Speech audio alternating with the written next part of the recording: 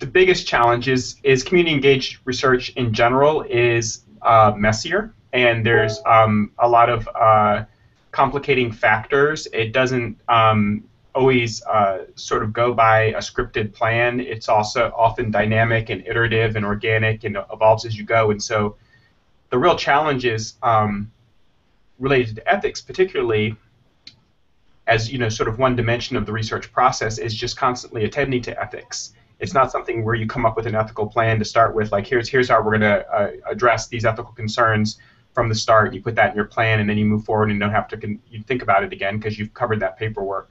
But it's more about constantly revisiting questions of ethics through the process, and doing so not just within your institution, but in collaboration with community. And so, it just becomes another layer of work that you need to think about when you're conducting community engaged research.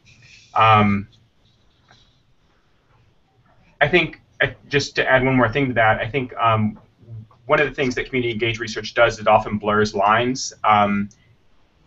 Sometimes it's unclear whether community engaged research actually qualifies as research as a university would define it, and so many times you fall outside of the scope of the structures that would sort of monitor the ethical dimensions of your study, and in that case you need to sort of develop your own structures. And so there's also some sort of ad hoc work that needs to happen on the fly, and so that's sort of another piece. It's something that I think we should probably advocate for more sort of structures that are and this is probably something I'm going to be revisiting through this conversation, but advocating for more structures in the university for doing this type of work. But right now, I think one of the challenges is just trying to get a lay of the landscape and kind of develop it as we go.